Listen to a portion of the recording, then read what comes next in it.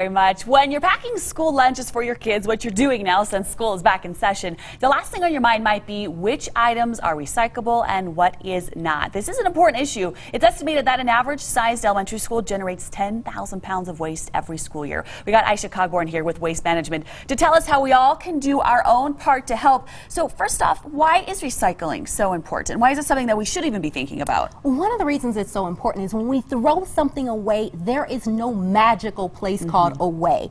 Most of the time it's going to the landfill. And as our population continues to grow in the area, we're sending more and more trash there. And at some point we're going to reach capacity. And when we do, that's tax dollars that are going to have to be invested to build a new one. And one of the ways to slow that process down is recycling. And unfortunately, kids and school lunches does make a pretty big contribution to that. It absolutely does. And so what we want to do is we've got a lot of neighbors that are getting ready to launch curbside recycling programs with Waste Management. Layton City, Clearfield, Hooper, Woodland Hills. And so we want to make sure that they know with those items what goes into your recycling cart and what goes into the trash. So you brought a little game for us here. This is your average lunch that a kid would take to school, and you're going to show us what's good, what's not, and better ways maybe to make the lunch more recyclable. Absolutely, but I want to test your knowledge. Okay, Emily. let's see do how it. good you are here. So what about this water bottle? You think it goes in the recycling cart or in the trash can? Recycle. Once you've drank it, once it's empty. Once it's empty, it goes in your recycling cart. But the bad thing about it is 69% of these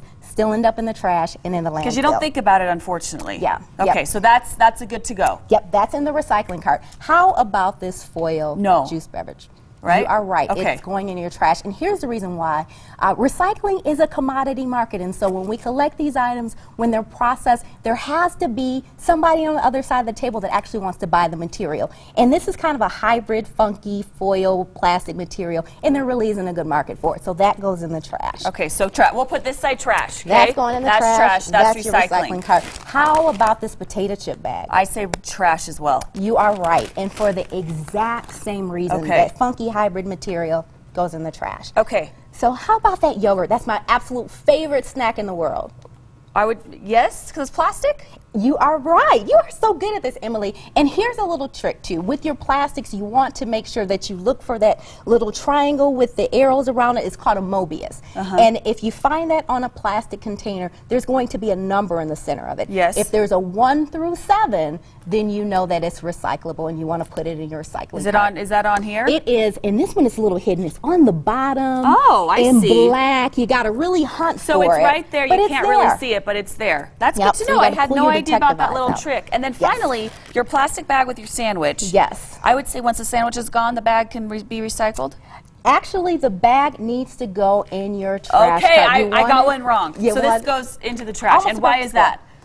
Because the plastic bags can actually, especially grocery bags, can shut down an entire recycling plant. They get caught up in the gears and whatnot. And something that's important too, that half-eaten sandwich, and my son was like a really picky eater, so there were always half-eaten sandwiches. You don't want to put food waste in your recycling bin either. Now you sent us, let's bring that full screen back up. You had the 3 simple tips for recycling. What do people need to make sure that they know? Yes, so our Recycle Often, Recycle Right campaign wants to remind people to do 3 things. Number 1, that is to recycle your plastic bottles, your paper, and your cans. And paper includes cardboard, includes your junk mail, magazines, the whole 9. Number 2 tip is you want to keep your recycling clean and dry. So no liquids, no greasy pizza boxes or food waste, because that can ruin an entire load of recycling. So you don't want to do that. We don't want to do that. And what's the third one? And the third tip is no plastic bags. So those grocery bags, take them back to the grocery store. They'd love to recycle them, but just make sure that they stay out of your recycling cart. Fantastic.